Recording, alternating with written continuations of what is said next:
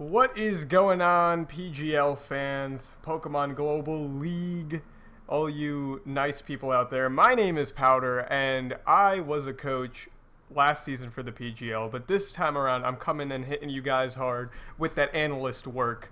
So, so today, this is going to be these coach interviews. I'm going to be doing some of these coach interviews, getting you guys the insides of the minds of these coaches. And we're going to have some fun with this, okay? So today we got Mr. Birthday Boy, TruexNorseman dude guy, right? Yeah, that's me, True Norseman dude guy. If you look that up, it should be pretty easy to find. Yeah, and you are the coach of what? The Boston Silk Scarfs. Nice. Yeah. Boston Silk Scarfs. Okay. So I mean, let's just get right into this, Birthday Boy. Happy birthday, by the way. Thank you very much, Powder. Okay, so first of all, let's keep it simple. How'd you get into Pokemon? Let's see. I was just a wee little lad in my hometown of New Hampshire. No, I'm just kidding. But my parents got me a Game Boy way back in the day, Gen 1. That's when it all started. I fell out of it for a little bit. Kind of toward the high school college era, and then I saw it was still like relevant. People were still playing it. I didn't even know they were still making Pokemon games at the time, but I saw some kid playing it and I asked him about it, and I just bought it for myself, and I got back into it around Black and White. Yeah, you know what, I feel like Black and White were the games where it fell off for me, and then like X and Y is where I just kind of like I noticed it. You know what I'm talking about? That's where I noticed it, because to be honest, I feel like I'm with you. Like I just didn't think it was like relevant anymore, and then out of nowhere it just became like something so important to me. For me, like, I legitimately just didn't know there was a generation after third. Really? Yeah. Like, I had no clue. Fourth gen was the best, though. I loved fourth gen. Yeah. See, I never got like the chance to play it back when it was, the new thing. You should. Did you play it now? Have you played it? I did play it after I played Black and White and Black and White 2. I picked up Gen 4 and played it. All right. Okay. I mean, that's good. I mean, we kept it general. I like your answer, and I'm sure the people do as well. First of all, we're right in between this. I just want to say I hate you, Vinny. Okay. So how'd you find yourself in the competitive scene then? Well, it just looked like fun. Originally, when I joined Season 1, it was because I wanted to do weekly Wi-Fi battles, but I didn't know very many people who did those, like, to collaborate with, that is, and like do battles against. It just kind of was hard to find battles, so it was a really good way to get a guaranteed 1 week or one battle a week, and that's where it all started. And then it just was tons of fun, and I kept doing it. So. And was the PGL your first league, or did you get any experience with other leagues beforehand? It was my first league, yeah. Okay, and that's pretty cool, because last season you just got picked up though randomly in the middle of the season. Yeah, who was it? Fugio dropped out for whatever reason. I don't remember. But who was it that it was Papa C asked me if I was still interested, and I was like, hell yeah, dude. So yeah, that's pretty awesome. So, I mean, last season we saw you obviously you picked up a team, right? Right. This season you got to get your draft going, and his draft is on the screen for you guys, and I really enjoy your draft. I like what you did here, and you also picked up, you contracted a very powerful Pokemon. So talk about your contract for a little second right here. Just go ahead. Well, I contracted Victini. Victini has been in every competitive season with me, Season 1, Season 2, and now Season 3. It would not be the Boston Silk Scarfs without Tyrion, the Victini. And it was a necessity, and just like legitimately, I did really bad last season, right? I didn't do very well, but despite not doing well, Victini came out with a positive KD, and I brought Victini to every game. So it was pretty incredible, the power behind Victini's V creates, and I just think they're gonna do really good this season, especially with a little bit of extra boost. All right, that's good. So once again, I mean, we talked about how you picked up a team last season. You just came in the middle, and you were like, okay, you got pretty much a team that you weren't used to. So this time, once again, his draft is on the screen. You got a pretty solid draft. What were you thinking when you were going ahead and drafting, and what was your methodology behind that? When I started, I kind of had the idea of wanting to build around Victini and the having the sun with the Drought Mega Charizard Y. It just seemed like such a really good idea because Victini, I know how to use Victini pretty well, I feel like, and it being my contracted Pokemon, I just that's the reason is I know how to use Victini, and Victini can be so versatile that I kind of wanted to build around Victini. So from there, I was like Charizard Y was a pretty easy S pick, especially after all the other S's started getting taken. Because I was 12th in the draft this year, so I got last pick. So there wasn't much left, and I was lucky enough that Charizard Y was still there because I had thought pretty good about it, and I decided pretty early on that that's what I wanted. And then I started thinking about, okay, so what's pretty good pair here? Because I was thinking in pairs when I did this. It's kind of weird. So Umbreon, I felt like was a pretty good tank slash cleric because I definitely don't want. I don't know. It's just he's a really good cleric mon and tank, and I felt like a pair really good with Victini, and then who was going to be my physical sort of attacker, and then take like Gengar and be my special attacker, and I felt like Umbreon just could take hits for both of those two, and it's like this really good trifecta of, like where Umbreon's weak to fighting, Gengar isn't, and Victini isn't. So it's a trifecta, and it's great. I love my Gengar, Victini, Umbreon core. So I don't know. I mean, answered the question. it's good because you kind of answered the next question I had too. I was gonna ask, are you you're happy with your draft? And you sound like you're happy. You sound like you're comfortable standing behind these Pokemon.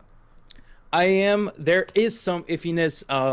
It was. I got all the mons that I really wanted in the beginning, and sort of toward the end, I was a little bit not sure about the rest of my draft. I had very early on the Victini, Gengar, Umbreon, Charizard idea, and then after that was kind of just taking things from here and there that I thought would work. But I want to say I was loopy-ish sort of when I was making my draft decisions because I just had my wisdom teeth taken out, so I was on those after dentist medications there, and we were drafting, and I was so worried that I was going to end up drafting something by mistake just because I was so loopy or something. But I think it turned out pretty good in the end. I got a lot of the mons that I wanted and a lot of power. I do feel like there is some iffy picks in there. I gotta say the Zangoose was kind of just for banter to get my mascot. I'm looking at it right now, and I'm like, I look down your list, and I'm like, okay, this looks really good, and then out of nowhere, I'm just Zangoose. It's that's different. I don't. I think it mostly was that bias pick of being the mascot, and then I had thought Tauros could be probably a better Zangoose, get that intimidate, and it's got better stats overall in my opinion. I mean, Tauros has sheer force and everything. It's amazing. Yeah, and I don't think anybody picked it up either, but it's just I couldn't. Zangoose was there, and I was like, I got to do it. Good luck. All right, well, good luck to Zangoose for that one. All right. So, looking at the schedule here, okay, you have a battle coming up next week against Vinny. Fuck you, Vinny. How do you feel about that? Are you ready for your battle? It's your first battle. What are your feelings going into your first battle? Because Vinny he's D-League champion, okay? He knows what he's doing. Yeah, he knows what he's doing. And this time around, you have a really solid draft, so do you think you can go ahead and stand up against Vinny? Because Vinny is the type of guy where you have to bring even more than your A game. Man, it's tough because I'm really nervous, to be completely honest. I'm not going to hide it. And I know Vinny is just an incredible battler. He's proven it time and time again. I've been looking at the matchups, and I see that I have a very good chance, but there is one or two things I've noticed that he could run to really kind of shut me down, or at least my idea of what I'm gonna be running. So it's really going to be dependent upon what he brings, and if he brings those things that I'm afraid of, how am I going to be prepared for those? And sometimes I don't think before I act when I do these competitive battles. So I'm have to go into that match thinking I need to use my brain in that match and really strategize. But I think that I stand a really good chance, and I think that he doesn't have too much for Victini's V creates, especially under the sun. So I yeah, don't think anything has any. Like nobody, like under the sun of V create, that thing is ridiculous. I mean, Victini overall is just it's a base 100 mon. It's amazing, and in the sun, V create is just going to. demolish. Yeah, exactly. I mean, the only thing you have to be careful for is knowing that, like, if the V create doesn't kill for some reason, that it's going to take damage because your stats are going to drop. Yeah, exactly. You got to get Victini out of there. That's his fatal flaw right there. Can't stand for too long. Yeah. It's got to come out. So, I mean, I get the feeling that you're pretty confident going into this, and that's very good. That's very good. So, I mean, looking at everybody's drafts, who stands out to you? Is there one person that really, like, for whatever reason, you're just like, okay, I do not want to battle that person down the line? Man, that's tough. Everybody, I feel like everybody did a really good job in their own ways. I'm just looking through all the teams again. Pretty much the biggest threat, that one person that's just gonna, like, you just feel that it's gonna be, like, Vinny is one of those people. You know what I'm saying? Oh yeah. But Vinny, if you feel Vinny is that person, then Vinny is the answer. But we have a lot of coaches this season. I think Vinny could have been, but I think my draft handles Vinny's team pretty well. But I still see Vinny as a battler as a huge threat. One team that scares me every season is the Sydney Sea Kings. Lax, just no matter what he drafts, even if he had drafted the worst team, he would still find a way to use it and make it work. And I think that's why the Sea Kings are my biggest threat. And I mean, just everything about, I don't know. His draft is pretty scary in my opinion. Plus, he's just an amazing battler, and he's always scared me. Yeah, So, I mean, it's no joke. The guy's made it to playoffs. time and time again. Yeah, he's made it to playoffs. The guy's just a wonderful battler. All I needed to do was hit Scald, and I could have beaten him, but I chose to hit Rain Dance. I don't know, like, preparing for lax is something that not many people are able to just sit down and do because I feel like he always drafts in a way that his draft is the thing that plays mental games with you as compared to him. So Yeah, and he always counter drafts your counter draft. I mean, not counter drafts. He always counter builds your counter build. yeah, exactly. He's an amazing player. And you know, I'm wondering how many people will say lax. I really am wondering how many people will say lax because this is the first interview, and a decent amount of people say that lax is very, very scary. It's a very scary draft. And he's a superb battler. But I mean, good luck to you on that one because that's week 7, so you got some time. So, Yeah, I got some time to prepare. We'll see what happens. Yeah, anything can happen. Anything can happen. Like now. Out of the PGL, outside of the PGL, obviously, what players stick out to you? Who do you take an inspiration from? That's not in the PGL, or I mean, maybe it is in the PGL. Maybe you take inspiration from a player in the PGL, but who do you ever like watch battle and you just say, this is the person that like I learned from. This is the person I want to be like when it comes to battling. All right, so I know it's kind of I don't know. I would say Shady Penguin.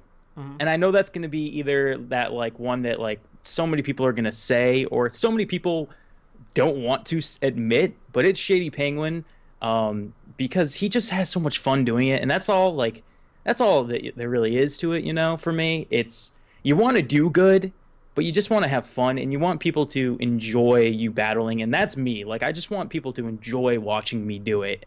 You know what I mean? Yeah, of course. And Shady has that personality. I mean, even when he loses, he's just full of enthusiasm. He loses in an entertaining way. That's what Shady does. Yeah. And you want to be like that. And that's perfectly fine. And so do you take you like that personality aspect of him, but what about his battling? Do you take a lot from his battling as well? Most likely, yes. He's one of the few battlers I watch. See, I don't watch too much competitive battling, but when I do, it's often Shady. So I gotta say it's pretty biased. But so most of the stuff that I've learned probably comes from him. And yeah, I definitely would say battle style, I'm pretty similar to him. I picked up most of what I know from watching him. All right, that's good. That's good. I mean, I feel like watching battles teaches you subconsciously. You know what I'm saying? Right. It teaches you without you knowing that you're doing it. And Shady is one of those guys that, like, I'm not saying he's the only guy that battles, but he's that one guy that, like, he took battling to a next level when it came to YouTube. Every single day was this many battles are going to go up. He's going to put face cam on it. He's going to constantly do it. And I feel like a big part of Shady's channel was watching him grow as a battler and become so GBA worthy. You know what I'm saying? Like he went from being someone who's just learning the tiers and everything to someone who's now playing in the People best. go to learn from him. Yeah, exactly. And it, like I said, it's just subconsciously learning. So awesome answer with Shady. So we're gonna go with the last question. Okay, so we're gonna be ending this birthday boy. Oh. Are you gonna be PGL Season 3 champion? Am I? Yeah. No, the Boston Silk Scarfs will be. I'm just the coach. You know, it's really the whole team in the community. But yes, hell yes, we are. All right, good answer. That's exactly what I wanted to hear. All right, thank you for showing up. Thanks for having me on this lovely PGL interview show that we're going to be hitting you guys hard with. We're going to give you guys a bunch of the other characters that show up in the PGL. So it'll be cool to interview everybody. And this was TruexNorseman, and the Boston Silk Scarf coach. His links will be in the description, of course, and the rest of the coaches will be in the description as well. We have tons more content on the PGL channel coming at you guys. Enjoy. My name is Powder, and I will see all of you next time.